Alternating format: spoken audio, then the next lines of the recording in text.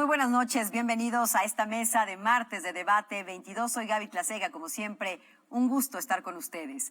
Ante la pandemia que está viviendo el mundo por COVID-19, la Organización Mundial de la Salud ha hecho evidente que para poner fin a esta crisis global sanitaria no solo se necesitan vacunas contra el COVID-19, sino que es necesario asegurarse que todas las personas en el mundo tengan acceso a ellas a través de un mecanismo que garantice el rápido acceso justo y equitativo para todas las personas en igual de circunstancias y en cada rincón del mundo. Ante esta necesidad se creó el acuerdo COVAX y de eso platicaremos el día de hoy. Para platicar de este importante tema, saludo a Cristian Morales Furimán, quien es representante de la Organización Panamericana de la Salud y la Organización Mundial de la Salud aquí en nuestro país. Cristian, buenas noches.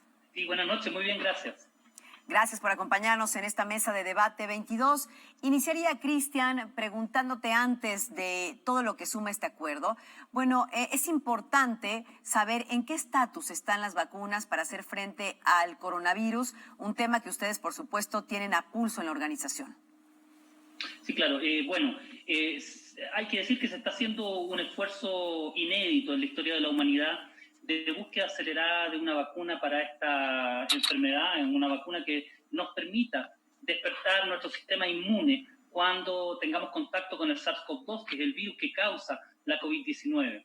En este momento hay algo así como 166, 170 candidatos vacunales. Esto cambia todos los días, por eso hay siempre un margen, que están siendo desarrollados por diferentes países del mundo, por diferentes equipos de investigadores a través de todo el planeta. Sin embargo, hay que decir que a pesar de estos despliegues importantes y estos esfuerzos de investigación, no contamos aún con una vacuna. En este momento, de todas estas candidatos vacunales, hay 6 que están en lo que se llama fase 3 o fase 2B y 3, que es cuando se prueban la eficacia, la seguridad y la calidad de la vacuna a larga escala, con decenas de miles de pacientes. Entonces, se espera que alguno de estos 6 o alguno de los otros 160 candidatos vacunales nos dé los resultados que esperamos, o varios de ellos. Pero hoy por hoy no existe una vacuna que nos proteja contra el SARS-CoV-2. Ahora, creo que ustedes tienen también ahí normas muy específicas que hablan de los requerimientos que deben de cumplir las vacunas, de las cuales tú platicabas, para ser aprobadas justamente por las instancias sanitarias y obviamente ustedes aquí juegan un papel también muy importante. Platícanos de este tema. Claro que sí. Te voy a poner el caso nuestro de la Organización Panamericana de la Salud, que cuenta por mandato de los Estados miembros de la región de las Américas del Fondo Rotatorio de Vacunas que se estableció en 1977, es decir, ya hace muchísimo tiempo y a través de estos años se ha logrado adquirir una experiencia muy importante para luchar contra las enfermedades inmunoprevenibles. ¿De qué se trata este mecanismo? Este mecanismo lo que hace es consolidar la demanda de los países grandes como Brasil, Argentina, Colombia, Chile, ahora México, con la de países más pequeños. Esa es la lógica. ¿Para qué? Para poder negociar precios más asequibles con los productores de vacunas, pero no con cualquier productor, sino que con aquellos que hayan cumplido con lo que se llama el proceso de precalificación de la Organización Mundial de la Salud, que es un proceso muy estricto que permite asegurar la calidad de los productos que se van a comprar para los países. Entonces, esa misma lógica, a partir de esa experiencia ya de tantos años, es la que se está tratando de vertir en esta experiencia nueva, en esta iniciativa que es COVAX, en donde justamente uno de sus componentes para la región de las Américas es la posibilidad de que los países accedan a la vacuna o a la vacuna cuando éstas sean descubiertas de manera general a un precio más bajo, pero respetando la seguridad, la eficacia y la calidad de estos productos. Y ahorita vamos a entrar, si me lo permites, más a fondo con este tema, que es el tema de la mesa del día de hoy. Sin embargo, Cristian, la velocidad con la que se está buscando esta vacuna, tú lo decías al inicio de esta charla, contra el COVID, tiene efectos secundarios, diría yo también, aun cuando, bueno, pues evidentemente tiene que haber a veces una prueba, un testeo de las vacunas. Se habla también de que algunos países pues y algunas autoridades sanitarias que ya han hecho vínculos con algunas farmacéuticas, pues han negociado y se protegen contra alguna respuesta adversa, incluso legalmente hablando. ¿Qué hay de este tema y cómo actúa la Organización Mundial de la Salud? Bueno, ese es un punto muy importante. Primero hay que entender que COVAX es una iniciativa que busca garantizar el acceso universal a las vacunas para todos los países en condiciones de igualdad. Dentro de esta iniciativa COVAX, de la cual está detrás la Secretaría de la Alianza Global para las Vacunaciones, la OMS, nosotros, UNICEF, el Banco Mundial, la misma OPS, etcétera, y otros socios, buscan, ¿no es cierto?, de que se pueda acceder, ¿no es cierto?, a estos productos, pero se diferencia a dos tipos de países: aquellos países que necesitan recibir un subsidio para obtener la vacuna, aquí en la región de las Américas, pensemos por ejemplo en Haití, en algunos otros países menos desarrollados, y otros países que sí pueden pagar un precio más elevado, que son los países que son autofinanciados. Entonces se divide la iniciativa COVAX entre los países que van a recibir un subsidio para la vacuna y aquellos que van a poder comprarla a este precio negociado. Dicho esto, las vacunas del mecanismo COVAX están destinadas en una primera fase a las poblaciones más prioritarias. ¿Cuáles son estas poblaciones prioritarias en general? Primero, los trabajadores de la salud, porque si se enferman nuestros trabajadores de la salud, mal nos pueden atender en caso de que lo necesitemos. Pero están también las personas mayores y, por supuesto, aquellas personas que tienen condiciones o factores de riesgo subyacentes para desarrollar formas graves de COVID-19.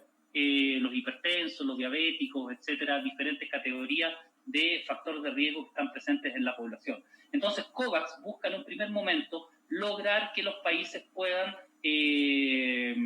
vacunar a estas poblaciones. Estamos hablando, grosso modo, en principio de un 20% de la población de cada país en un primer momento. Entonces, ¿qué significa también? Significa que justamente no hay nada que le impida a los países poder buscar negociaciones con los productores, que algunos de ellos son los mismos que están en la intervención, en la iniciativa COVAX, para poder cubrir al resto de la población, y en ese caso no hay ninguna restricción respecto de participar, por un lado, en COVAX, y por el otro, tener acuerdos bilaterales con las farmacéuticas. Dicho esto, COVAX responde de manera operativa a lo que fue la iniciativa presentada por México ante Naciones Unidas, en la cual se votó una resolución aprobada por más del 90% de los países. Entiendo que es la resolución presentada por México con mayor votación en la historia, que apunta justamente a que sean los mecanismos multilaterales y no los bilaterales los que primen en el acceso universal a la vacuna.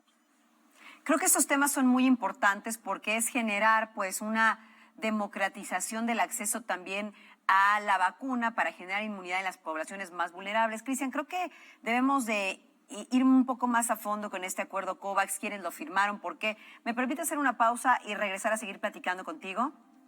Claro que sí.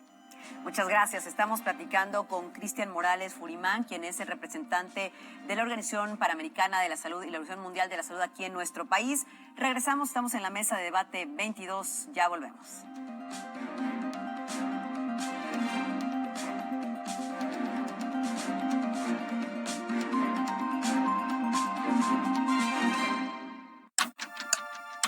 Este 2020 nos mostró que cuando no podemos decidir, todo pierde sentido. No decidimos cuándo salir, qué hacer, a quién ver, ni siquiera cómo vestirnos. Pero también nos recordó que ante cualquier crisis, sumarnos y ver por los demás le devuelve el sentido a todo. Por eso, este 2021, para decidir, juntos y juntas organizamos las próximas elecciones de la Ciudad de México.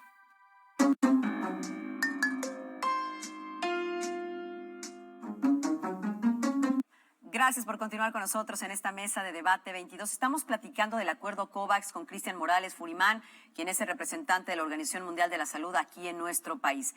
Cristian, hablábamos de que aproximadamente, creo que el dato correcto son 172 países han firmado este acuerdo COVAX.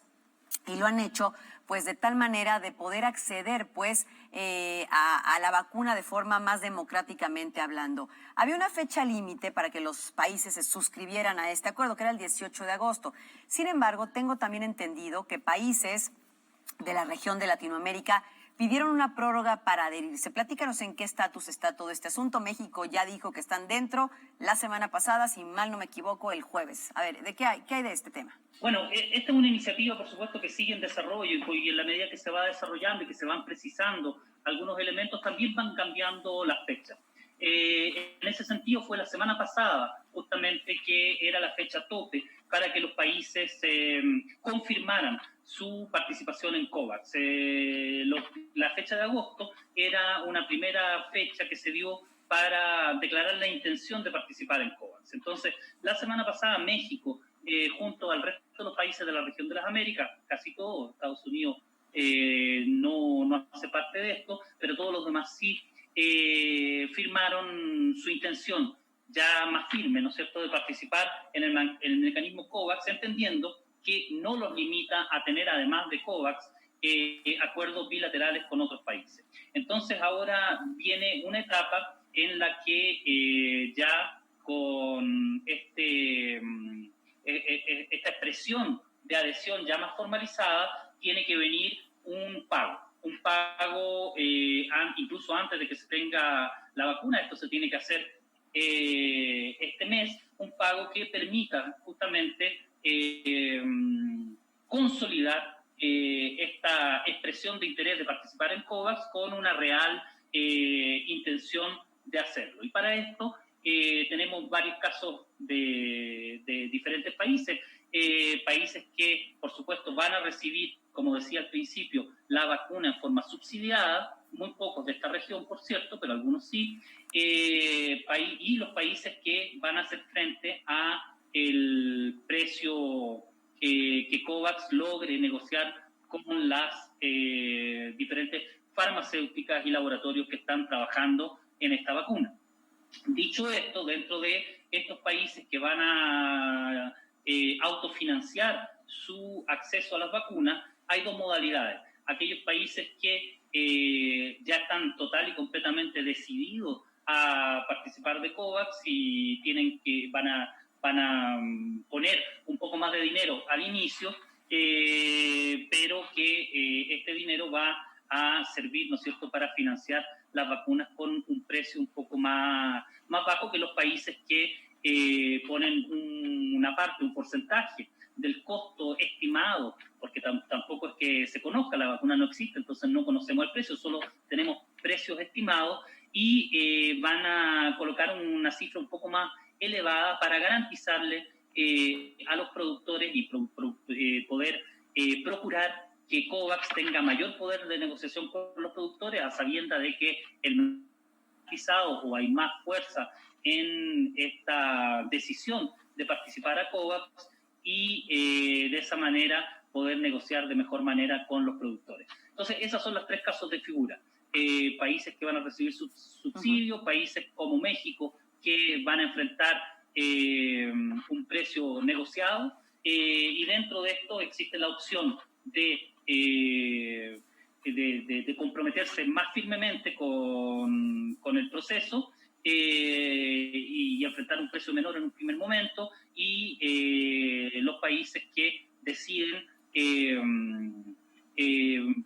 pueden optar en algún momento de salirse del mecanismo, pero para eso tienen que poner un poco más al inicio. Estamos hablando de cifras de alrededor de 15%, un poco alrededor de eso, de lo que va a ser el costo total de las vacunas. Recordemos nuevamente, estas vacunas están pensadas para alrededor de 20% de la población, las poblaciones prioritarias que van a recibir la vacunación.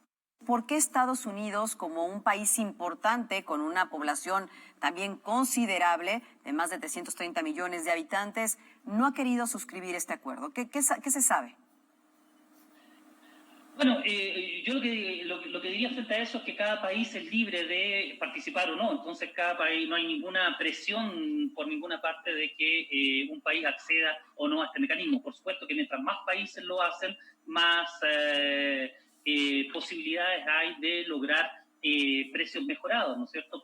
Los países más desarrollados en general tienen la capacidad de no solo financiar sus propias vacunas y negociar ya directamente para toda su población y no para una parte como lo está haciendo COVAX con los diferentes productores, y creo que algunos países de la región están en esta situación. Pero hay otros también de países desarrollados que están muy comprometidos con COVAX, y Canadá, por ejemplo, acaba la semana pasada de anunciar a través de su primer ministro en el discurso del trono una contribución financiera para COVAX, es decir, una contribución que va a ayudar, importante, 400 millones de dólares canadienses, que va a ayudar a que los países que necesitan un subsidio puedan acceder a esto. Entonces, primero que nada hay que entender que esta es una iniciativa de la cual los países participan absoluta y completamente libremente, y nosotros entendemos que los países que van a comprar con este mecanismo, y en particular en las Américas, COVAX va a utilizar este fondo rotatorio de vacunas de OPS que existe desde 1977, para adquirir vacunas, van a poder acceder a un precio más bajo de lo que probablemente podrían lograr si negocian bilateralmente. Tú hablabas también que ningún país recibirá vacunas para inmunizar a más del 20% de su población. Has reiterado esta cifra. Pero ¿en qué casos no aplica? Porque entiendo que, bueno, hay algunas especificaciones este 20%, y también entiendo que habrá siempre una reserva para emergencia de rebrotes que, bueno, esté ahí como parte de, digamos, un inventario, pues, que pueda apoyar a los países firmantes de este acuerdo de COVAX. Sí, bueno, aquí es importante remarcar en realidad que esto del 20% es para la fase 1, y esto tiene dos fases. La fase 1, ¿por qué? Porque simplemente hay restricciones materiales, tecnológicas, de producción de las vacunas. Entonces, mientras se lanzan los procesos de producción para cubrir al 100% de la población, evidentemente surge la pregunta, ¿qué hacemos con las primeras vacunas que tenemos? Entonces, las primeras vacunas que tenemos son las que se hacen referencia a esta primera fase, que es probablemente, si todo va bien, la que va a suceder en 2021, a inicios del 2021, todo el primer semestre de 2021, en donde si se logra tener una vacuna, va a haber una capacidad de producción, esperamos, para poder cubrir a este primer grupo de la población. Uh-huh. Y este primer grupo de población son los trabajadores de la salud y los adultos en alto riesgo, y evidentemente, según los países, aquellos que puedan ir teniendo, ¿no es cierto?, otros factores de riesgo importantes. Y en una segunda fase, ya más adelante, según cómo vaya sucediendo el nivel de producción, se va a poder acceder a más vacunas para cubrir al resto de los países. Esto no es simple, porque también hay que entender que muy probablemente, aunque todavía no tenemos la seguridad, la vacuna va a requerir 2 dosis, es decir, va a haber que vacunar, inmunizar con la vacuna que cuente con las condiciones de calidad, seguridad y eficacia a este primer grupo de la población, no solamente una vez, sino que 2 veces. Entonces, imaginémonos un poco lo que significa la logística de la campaña de vacunación que está detrás de este tremendo esfuerzo. En un segundo momento, entonces, viene el resto de la población, en donde eventualmente COVAX también podrá tener la posibilidad, o va a poder ofrecerle a los países la posibilidad de que adquieran la o las vacunas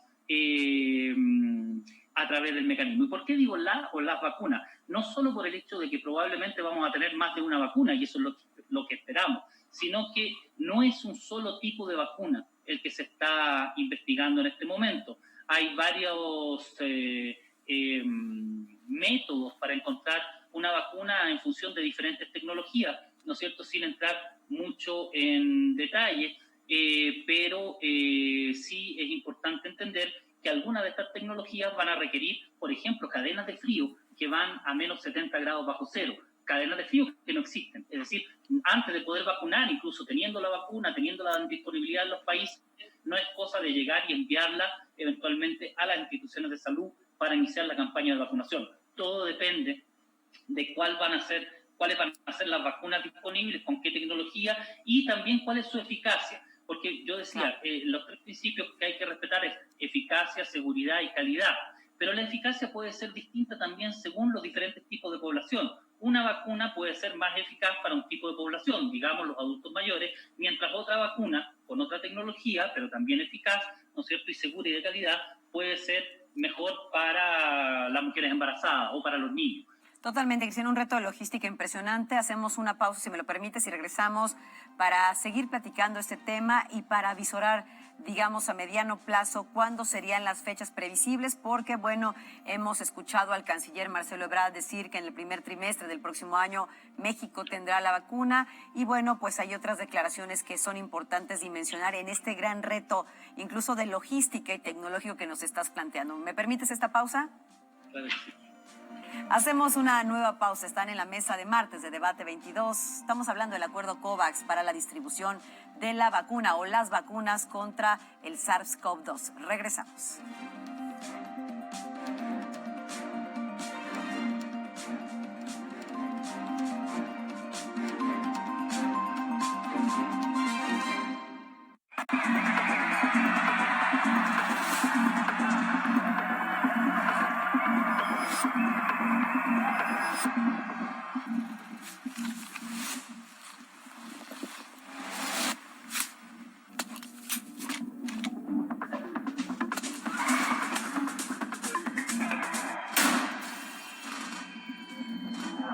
El mundo de las drogas no es un lugar feliz. Busca la línea de la vida, 800-911-2000.